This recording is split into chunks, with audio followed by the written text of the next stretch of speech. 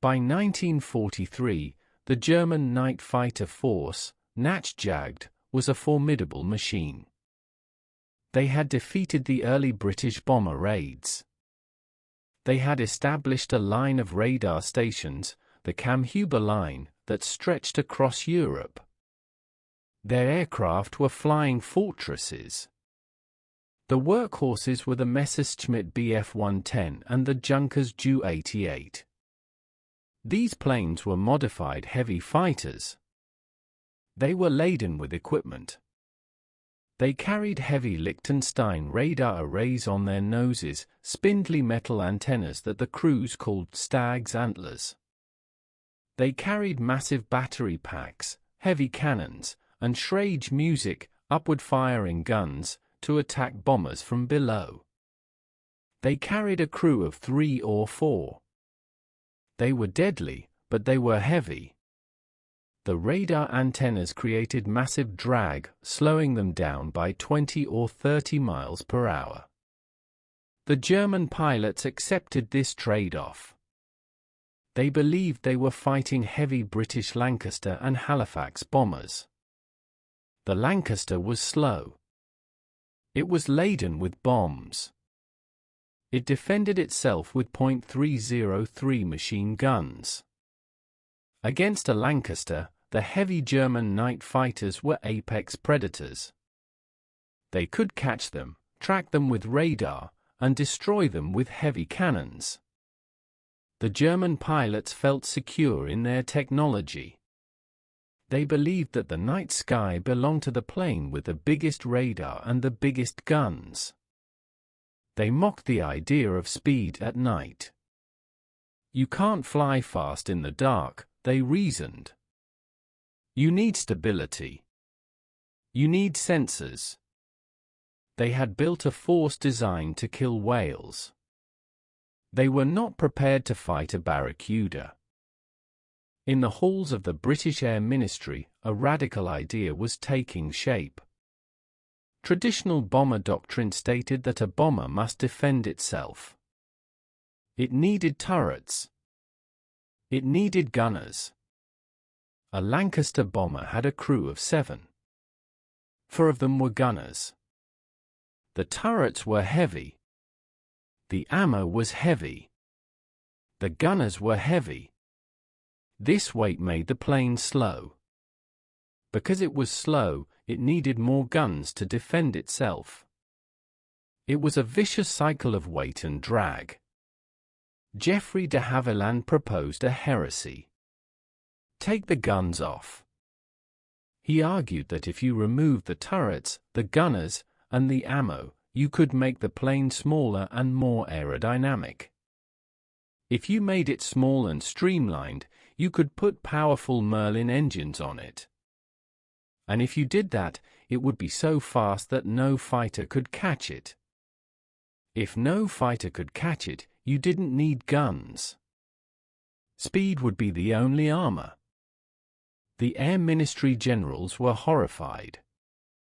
Sending pilots into combat without a single machine gun seemed like murder. It will be defenseless, they argued. It will be untouchable, de Havilland countered. The result was the Mosquito B.4 bomber. It carried a crew of 2, a pilot and a navigator. No gunners. It was made of wood, to save strategic metals. When the German intelligence first heard rumors of a wooden unarmed bomber, they laughed. They thought the British were desperate. They imagined a primitive, fragile kite that would be torn apart by their heavy cannons. They didn't realize that by stripping away the defense, the British had created the ultimate offensive weapon. The German engineers were proud of their metal aircraft. But metal aircraft have a flaw: rivets. Thousands of dome-headed rivets held the aluminum skin of a Bf-110 together. Each rivet created a tiny amount of drag. Multiplied by thousands, it was like dragging a parachute. The Mosquito was made of plywood and balsa. It was built using a technique of molding wood over concrete forms. The result was a fuselage that was perfectly smooth. No rivets. No panel gaps. It was sculpted. They covered the wood in fabric and dope, lacquer, polishing it until it was as smooth as glass. This aerodynamic purity meant that the Mosquito slipped through the air with minimal resistance. When combined with two Rolls-Royce Merlin engines, the same engines that powered the Spitfire, the performance was staggering. A loaded Mosquito could cruise at over 380 miles per hour at high altitude. A German Bf-110, laden with its radar antennas and heavy guns, struggled to reach 340 miles per hour. The physics were simple. The German plane was a flying Christmas tree, covered in ornaments that caused drag. The British plane was a flying needle. The German mockery of the wooden construction missed the point entirely. The wood wasn't a weakness, it was the secret to the speed. It allowed for a smoothness that metal manufacturing of the time simply couldn't match. While the Germans were adding more lumps and bumps to their planes, antennas, extra guns, the British were sanding down their wooden wings to make them faster. The first encounters were confusing for the Germans. A German radar operator, sitting in the back of his Bf-110, would see a blip on his screen. Contact, he would tell his pilot. Range 3 kilometers. Closing. The German pilot would throttle up, expecting to close the distance on a slow Lancaster. But the blip wouldn't get closer. In fact, it would start to pull away. Target is accelerating, the operator would say. The German pilot would push his engines to emergency power. The engines would scream. The exhaust pipes would glow white hot. He would gain a little. Then, the Mosquito pilot would simply nudge his throttles forward. The blip would accelerate again, moving off the edge of the radar screen and vanishing into the night. The German crews were baffled. It must be a glitch, they thought. No bomber flies that fast. They reported back to base that the British were using a new electronic jammer that created fast ghosts on the radar. They couldn't accept the reality that a bomber was simply outrunning a fighter. It violated the natural order of air warfare. Fighters are fast, bombers are slow. The Mosquito broke the rule. It flew high, often above 30,000 feet, where the heavy German fighters struggled to climb. And it flew fast. The German night fighter system was designed to intercept a stream of heavy bombers moving at 200 miles per hour. It couldn't cope with a single intruder moving at 400 miles per hour. The radar ghost was real. And it was made of plywood. The nightly ritual over the skies of Germany became a humiliating game of catch me if you can. A German Bf-110G for pilot would be patrolling at 20,000 feet. His radar operator would pick up a contact. Bandit. Fast. High. The German pilot would push his throttles to the stops. He would engage his nitrous oxide injection, GM1, if he had it, a desperate boost system to gain speed at altitude. The heavy fighter would shudder as it climbed. But the Mosquito was cruising at 30,000 feet. The air up there is thin. The German plane's wings struggled for lift. It wallowed. The Mosquito, with its clean lines, sliced through the thin air. The German pilot would see the exhaust flames of the Mosquito in the distance, blue sapphire lights against the stars. He would try to close the gap. But the gap would widen. The Mosquito pilot didn't even have to take evasive action. He just flew straight and level. He knew the math. "We are doing 380, the British navigator would say. "Jerry is doing 340. He's falling behind." The German pilot would push his engines until the cylinder head temperatures hit the red line. He would burn up his fuel reserves in minutes trying to catch the ghost. Eventually, he would have to turn back, defeated by geometry. The German ground controllers were furious. "Intercept him! Why are you letting him go?" "I cannot catch him," the pilot would scream back. This inability to intercept a propeller-driven bomber with a propeller-driven fighter was a tactical crisis. The Luftwaffe had built their entire defense system around catching heavy, slow bombers. They had no doctrine for a light, fast bomber. They tried to strip weight off their fighters. They removed armor. They removed guns. But even a stripped-down Bf-110 was still aerodynamically dirty compared to the wooden smoothness of the Mosquito. The chase wasn't just futile, it was exhausting. German pilots were flying multiple sorties a night, chasing phantoms that were always just out of reach. They were burning out their engines and their nerves. The Mosquito was defeating the Luftwaffe without firing a shot, simply by being faster than the reaction time of the German defense. The German aviation industry knew they needed a specialized weapon to stop the Mosquito. Ernst Heinkel, a brilliant but politically unpopular designer, had the answer. The Heinkel He-219U, Eagle Owl. It was the most advanced piston-engine night fighter of the war. It had tricycle landing gear, a rarity for the Germans. It had ejection seats, the first operational use. It had a pressurized cockpit. And it was fast. Powered by two massive Daimler-Benz engines, it could reach speeds of over 400 miles per hour.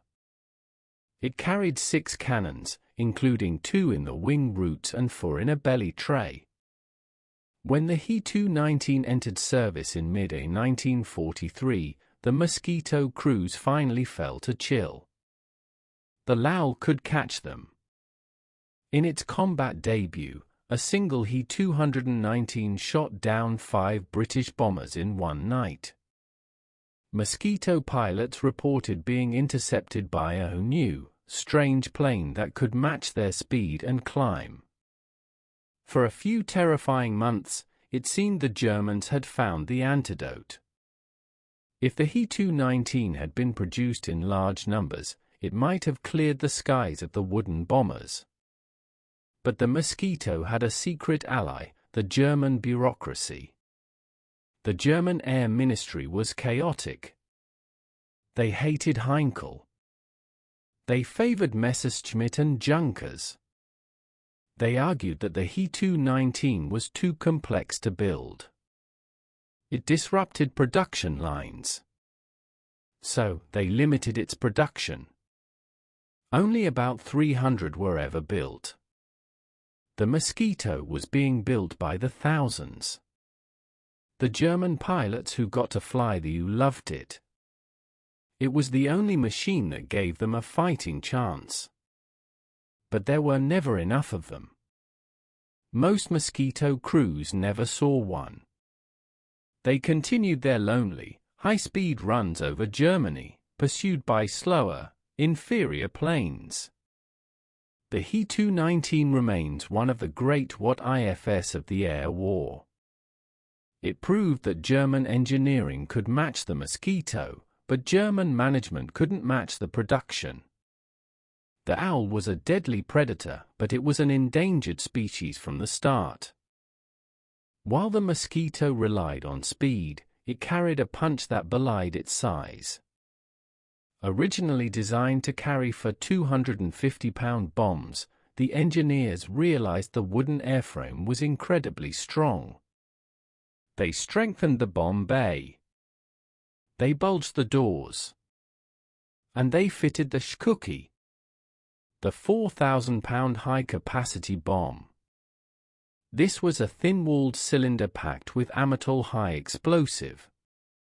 It wasn't designed to penetrate, it was designed to blast. It could level a city block. The idea that a small, twin-engine plane made of wood could carry a bomb that weighed as much as a heavy truck was laughable to the Germans.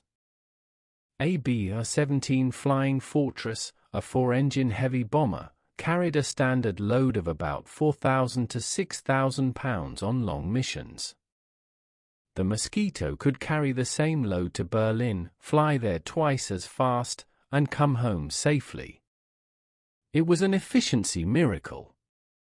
A squadron of Mosquitoes could deliver the same tonnage as a squadron of B-17s, with a fraction of the crew, 2 men vs 10 per plane, and a fraction of the fuel.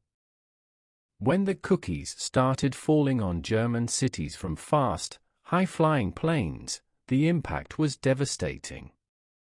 The bombs created massive shockwaves that blew roofs off houses and shattered windows for miles. Because the Mosquitoes attacked individually or in small streams, there was no bomber formation to track. The bombs just fell out of the night sky. The German civil defense teams were overwhelmed. They couldn't predict where the next hit would come from.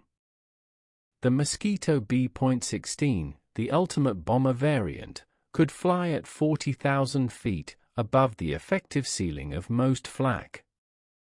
It would open its bomb bay, the 4,000-pound cylinder would tumble out, and the wooden plane would leap upward, relieved of the massive weight. To the German leadership, this was infuriating. They were being pounded by a plane that shouldn't exist, carrying a bomb it shouldn't be able to lift. It defied their understanding of physics and logistics. The cookie was the hammer, and the Mosquito was the invisible hand that swung it. The Mosquito's most effective weapon wasn't high explosive. It was sleep deprivation. The British strategy for the Mosquito force changed. They formed the Light Night Striking Force. Their mission wasn't just to destroy factories, it was to destroy the German workers' ability to rest. They launched spoof raids. A handful of Mosquitoes, sometimes just 10 or 20, would fly to Berlin.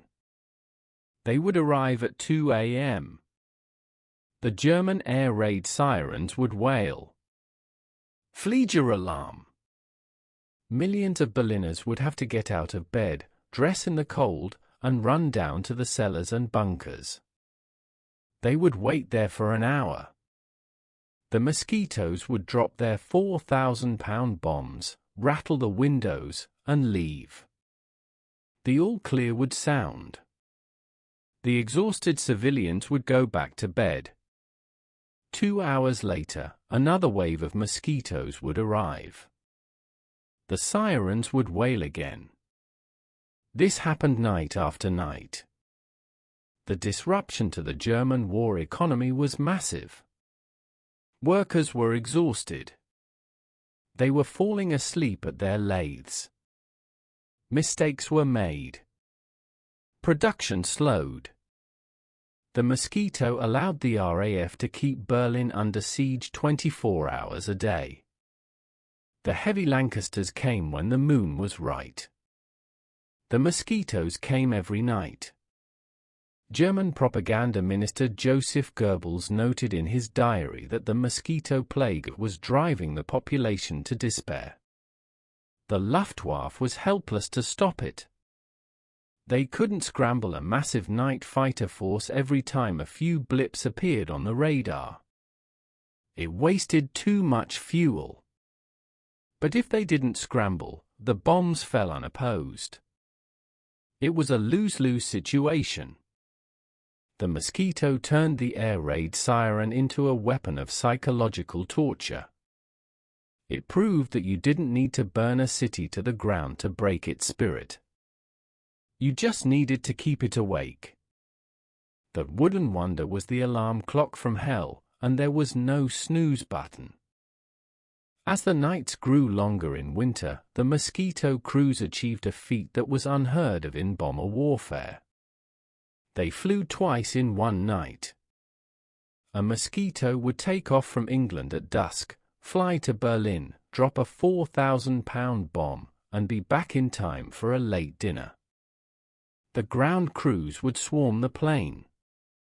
They would refuel it and hang another cookie in the bay. A fresh crew, or sometimes the same adrenaline-fueled crew, would climb in. And they would go back. This operational tempo was devastating to the Germans.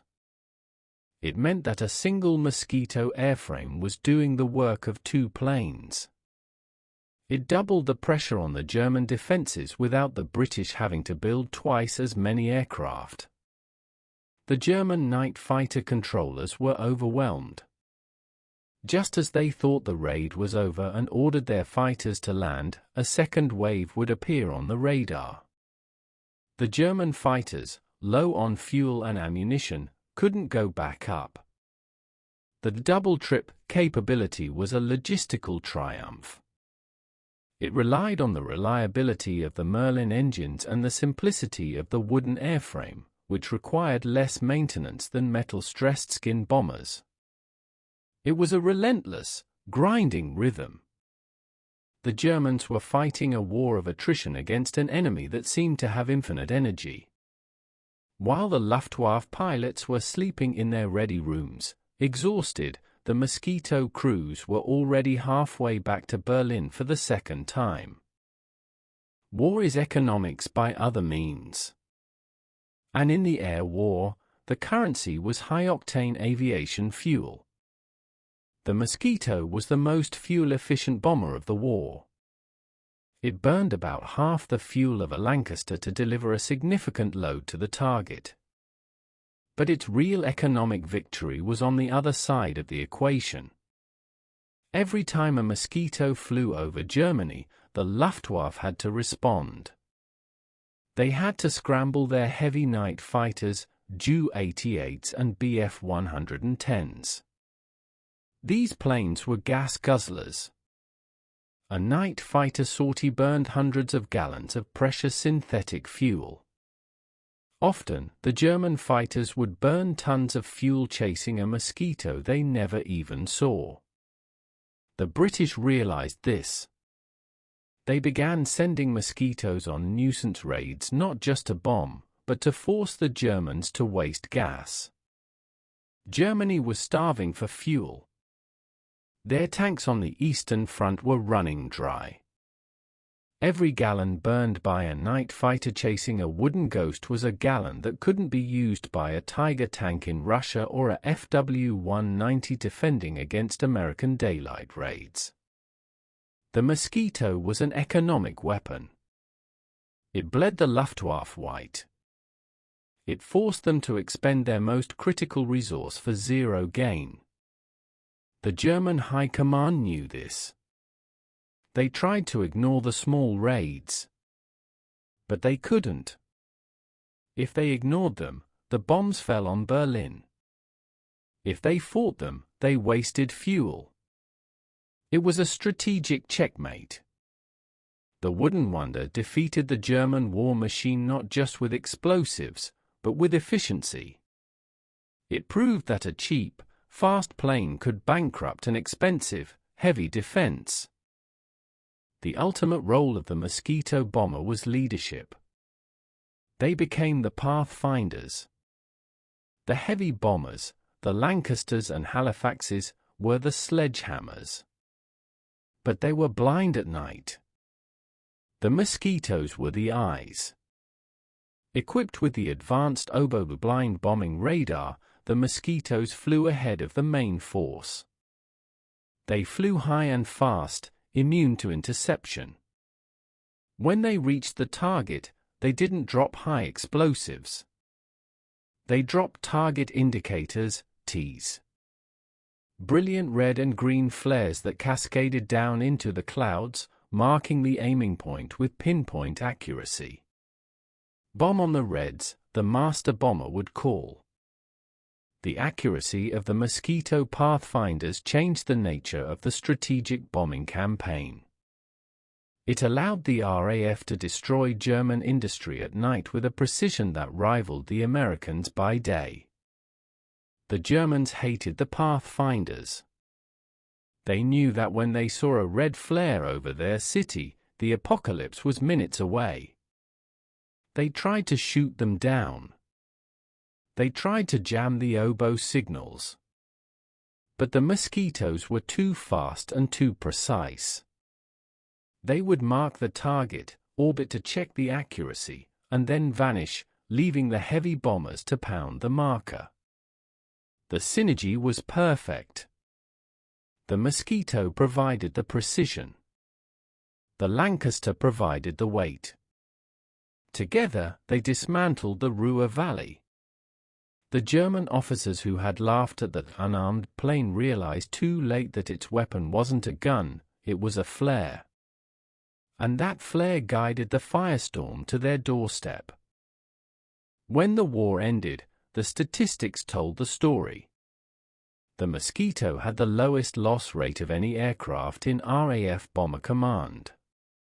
Only 0.63% of Mosquitoes were lost on missions, compared to 2.2% for Lancasters. It was safer to fly in a wooden plane without guns than in a metal fortress bristling with turrets. This fact revolutionized aviation. It proved that speed and altitude were the best defense. It paved the way for the jet bombers of the Cold War, planes like the Canberra and the V-bombers, which also relied on speed rather than guns. The Mosquito was the bridge between the piston age and the jet age. The German night fighter pilots respected it more than any other Allied aircraft. They called it a plague. They knew that when they saw those blue exhaust flames streaking across the night sky, there was nothing they could do. They had been beaten by a design philosophy that valued simplicity over complexity and speed over armor. The wooden wonder sits today in museums, its smooth lines still looking futuristic 80 years later. It is a testament to the idea that sometimes, the best way to win a fight is to simply be too fast to hit. The Germans laughed at the wood. But the wood got the last laugh. And it laughed at 400 miles per hour, 30,000 feet above the burning ruins of the Third Reich.